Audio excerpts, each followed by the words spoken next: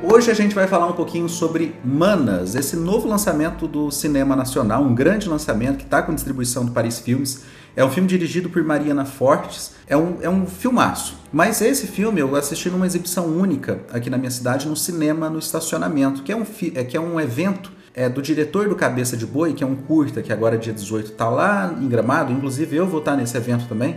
Então dia 18 em Gramado com o Cabeça de Boi, que é um filme da minha cidade, aqui de Uberaba. E esse evento é uma iniciativa de Lucas Zacarias, que é o diretor desse filme. Nessa mesma noite que teve a exibição única de Manas, também teve a exibição de 2 outros curtas-metragens que eu vou falar brevemente aqui, mas a crítica central vai ser do longa. Então vamos adiantar um pouquinho porque tem muita coisa para falar. O primeiro filme da noite se chama Oia, que é um filme dirigido por Gustavo Vieira.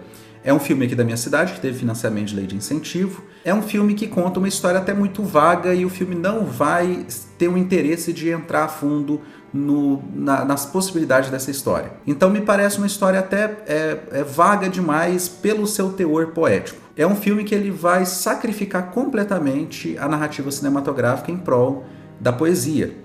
Do vislumbramento. Então é um filme com uma fotografia muito bonita, que foi feito pela Carol Borges, aqui da minha cidade também. A Carol, que ela é uma fotógrafa que sempre tem trabalhos bonitos, lindos em tela. O único problema que a gente tem quando a gente vai falar de um filme, que é uma brincadeira até de crítica, quando a gente está nesse mundo da crítica cinematográfica, a gente vê uns maneirismos que é o seguinte: qualquer filme que a gente inicia uma crítica tecendo elogios sobre a fotografia significa que alguma coisa errada na narrativa existe. E nesse filme, sim, existe. O problema não é nem a narrativa, é a falta dela. O filme, como eu disse, ele vai abortar completamente a ideia de a gente ter algum fio de meada ali que vai ligar uma coisa com a outra. A gente tem uma cena no meio que me desconfia que foi feito em inteligência artificial, e existe um abuso muito grande de insertos de texto em tela. Então tudo que a gente tem de história no filme foi contado através de texto. Por isso que a gente tem um problema aí na narrativa de cinema, tá? Ou seja, na linguagem que o cinema oferece, existe uma certa recusa de utilizar esses recursos. O que é uma pena, porque a história seria muito interessante. É a história até muito comum, A história de uma menina que estava numa situação de escravidão e que não se tem registro do seu paradeiro, da sua data de nascimento, da sua morte. Como eu disse, é uma história comum, porque 99% das pessoas que passaram por esse período tiveram esse mesmo fim, A gente não tem registro de nascimento e morte da grande maioria das pessoas que passaram por uma situação de escravidão. Enfim, é um filme que deixou a desejar em vários quesitos, principalmente na questão narrativa cinematográfica. A segunda exibição da noite foi Maputo, um filme dirigido por Lucas Abraão, de São Paulo. Diferente do Oia, aqui existe uma narrativa muito bem estabelecida. Eu não estou dizendo que cinema ele tem que ser uma coisa, como se diz, padronizada. Não estou dizendo isso, mas aqui a gente tem pelo menos uma estrutura mais padrão. A gente tem a história de um menino que está passando por um processo de emancipação. É uma história até muito filosófica, eu diria. Porque a gente tem a questão do pertencimento, o bullying envolvido e as crianças que são seres, em certo nível, em algum momento, até bem obscuros, Então a gente vê situações grotescas nesse filme envolvendo crianças e reações entre eles que são extremamente questionáveis. Então o filme vai questionar essa questão da moral da criança, se a criança é realmente um ser puro. E a partir de que momento ele não vai ser mais puro. É extremamente vago o que é o Maputo, o significado de Maputo. A única coisa que a gente sabe o que é Maputo, além do Google lá, se a gente pesquisar a gente sabe que é uma cidade e tudo, mas Maputo nesse filme a gente só tem uma noção do que ele é pela descrição do que ele não é. Então, por exemplo, Maputo ele não sangra, Maputo isso, Maputo não aquilo. Então a gente tem uma descrição às beiradas do que seria Maputo, que é uma evolução de menino para homem, talvez? Não sei. Existe um monte de possibilidades que o filme estabelece e ele deixa a desejar fortemente, aí é uma questão de gosto pessoal. Eu nem deveria estar falando isso numa crítica, mas a cena final do filme me deixou angustiado. A cena final do filme eu sinto que ela, além dela perder forças por acabar completamente com o teor místico que o filme tinha, porque aí ele estabelece uma regra definitiva do que é. Então, aquela vontade que a gente tinha de deixar algumas coisas em aberto, é tudo fechado de uma vez. Além disso, a execução ficou a desejar para mim. Ficou meio... Eu não posso falar para não dar spoiler, mas o último frame do filme me frustrou um pouquinho. Isso não tira nenhum ponto do filme, tá? Eu acho o filme excelente. Eu sempre digo que a última cena é a mesma coisa de qualquer outra cena do filme. Ela tem algum impacto a mais, porque é a última imagem que a gente tem do filme, mas é mais importante a jornada do que o final. Então o filme não perde pontos só por conta dessa cena, entende? Agora vamos falar finalmente de Manas, né? O longa-metragem de Mariana Fortes, lançamento de 2025, lançou em 24 em Veneza, ganhou alguns prêmios, então é um filme que ele tem história ainda para rodar. O filme, a princípio, a produção pensou em fazer um documentário e abortou a ideia no meio do caminho pela crueza que seria, o quão cruel, na verdade, seria retratar essas pessoas de forma não ficcional. Então a gente tem atrizes, atores interpretando vários personagens. Eu digo várias personas, né? Não é a história exclusiva de uma pessoa, mas de todas as pessoas que estão ali na Ilha do Marajó. A gente tem que pensar que a Ilha do Marajó é um perímetro gigantesco. Existe, para vocês terem uma ideia, se você pegar no mapa e medir uma ponta a outra de São Paulo, em linha reta, dá algo em torno de 50, 60 quilômetros, de uma ponta a outra. A Ilha do Marajó, de uma ponta a outra, dá quase 300 quilômetros. É quase a ponta do Triângulo Mineiro. Então, é um lugar tão grande que se criou uma cultura. Então, olha o tema que o filme vai abordar. A cultura da normalização de abuso sexual infantil. Olha que tema pesado. O filme ele não vai ser covarde em abordar aquilo de forma soft, para deixar as coisas não tão bizarras em tela, mas como consequência a gente vai ter em tela, né? A gente vai ter uma certa facilitação para os vilões da história.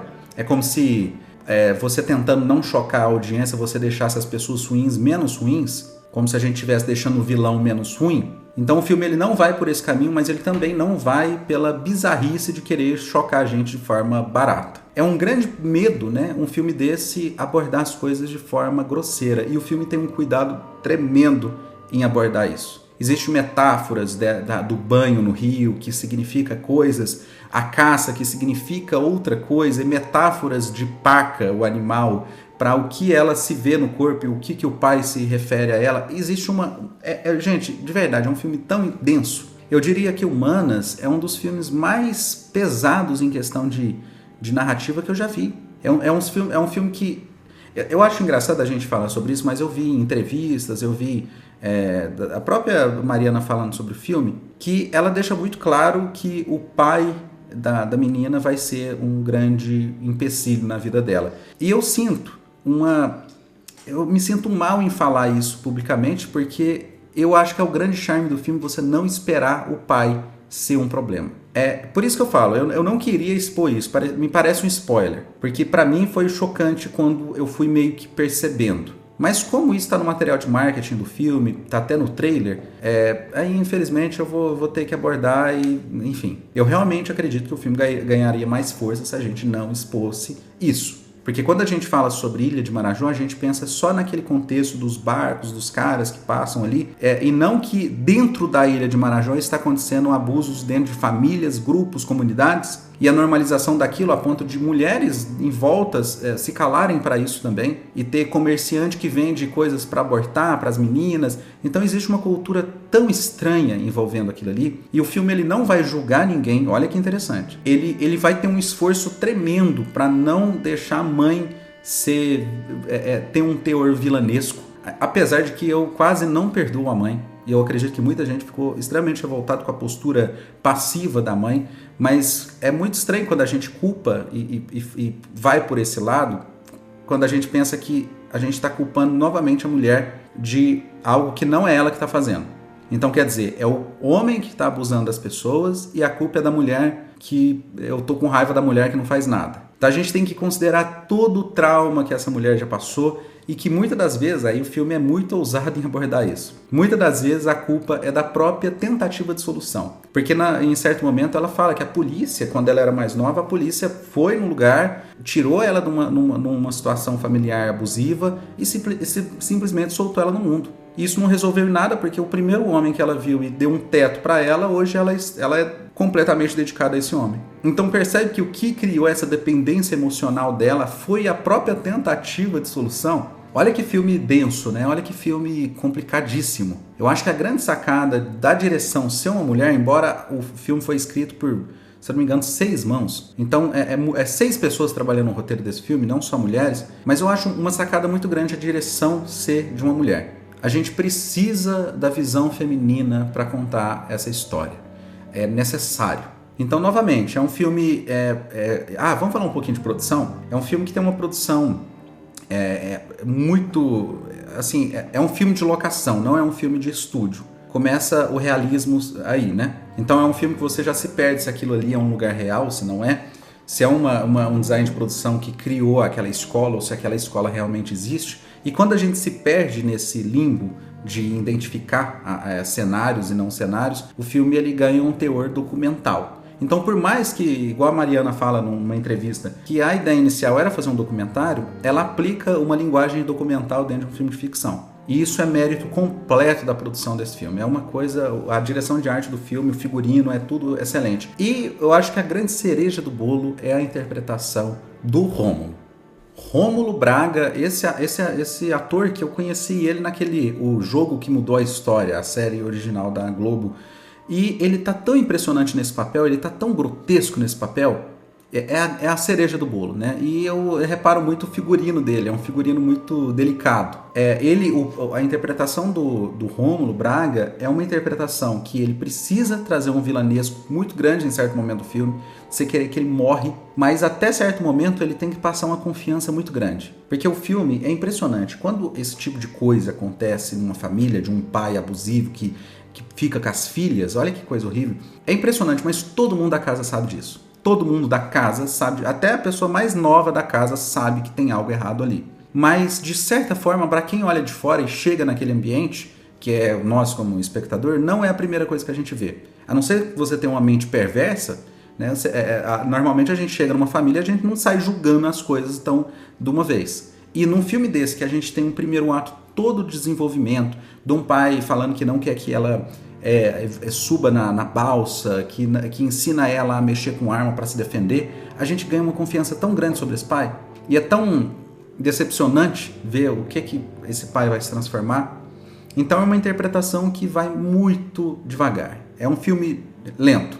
É um filme de atmosfera. É um filme extremamente visceral. E a fotografia fala muito sobre isso, como eu disse, com um teor mais documental. Então é um filme que eu super recomendo mesmo. Não tem como a gente pensar nessa história ser executada de uma forma melhor. Então é isso, a crítica de Manas, Oia e Maputo foram essas. Espero que tenha gostado, não ofendi ninguém. Então inscreve no canal, comenta, compartilha, aquela coisa de YouTube, né? Até o próximo, tchau!